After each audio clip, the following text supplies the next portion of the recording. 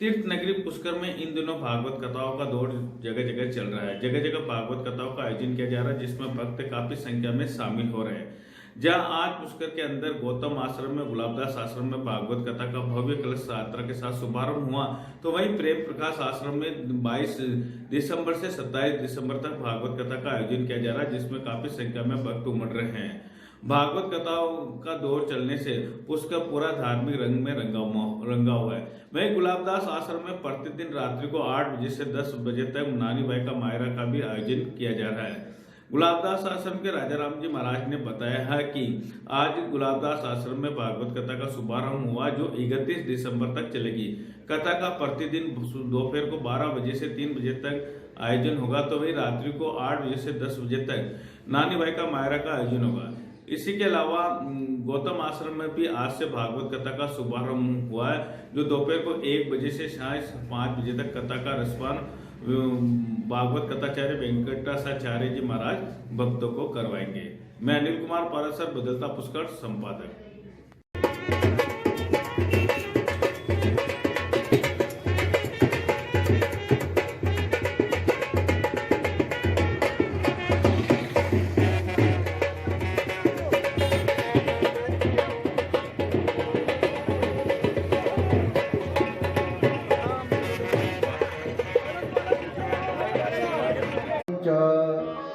पश्यानिशं जगदिदं क्षणभङ्गनिष्ठा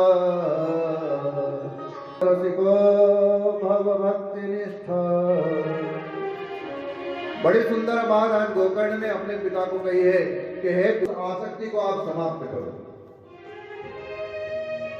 जाया सुराज सुसरा ममता विमुंच, और अपने पुत्र पौत्रादि में जो आपकी ममता है, जो अटैचमेंट है, वो अटैचमेंट समाप्त करो। हमारे दुख का कारण भी अटैचमेंट है। हमारे जगतगुरु भगवान कृष्ण स्वयं कहते हैं कि असंग शस्त्रेण दृढ़ेन चित्वा, आपके जीवन में जितने भी कर्तव्य हैं, उन कर्तव्यों को करते हुए आप अपने परिवारजनों से जो अटैचमेंट, जो मोह के बंधन है, उसको दृढ़ेन चित्वा, दृढ़ता पूर्वक छेद के रखो। क्योंकि जो वस्तु संसार में सुख देती है, कि जो वस्तु है वो सुख दे रही है, वो दुख भी देगी। जो व्यक्ति सुख दे रहा है वो दुख भी देगा। ये संसार का नियम है। जैसे पंखा चल रहा है जब तक हमें सुख की प्राप्ति हो रही है, पर वही चलते चलते खड़खड़ खड़खड़ खड़खड़ बोलने लगा या बंद हो गया, तो अभी तक जो हमें सुख दे रहा था, दृष्टि बार बार जा रही है, अरे यार कोई मैकेनिक को बुलाना पड़ेगा, तो वही दुख देने लगा। उसी प्रकार कोई व्यक्ति है जिससे हम लोग बड़ा प्रेम करते हैं, जिससे बड़े जुड़े हुए हैं, और वही व्यक्ति कोई विपरीत बात कह दे तो हमें दुख हो जाता है, यार मुझे उससे आशा नहीं थी कि वो मुझे ऐसा सुना देगा, ऐसा बोल देगा। तो संसार में प्रत्येक व्यक्ति और प्रत्येक वस्तु जो सुख दे रहे हैं वही दुख देंगे।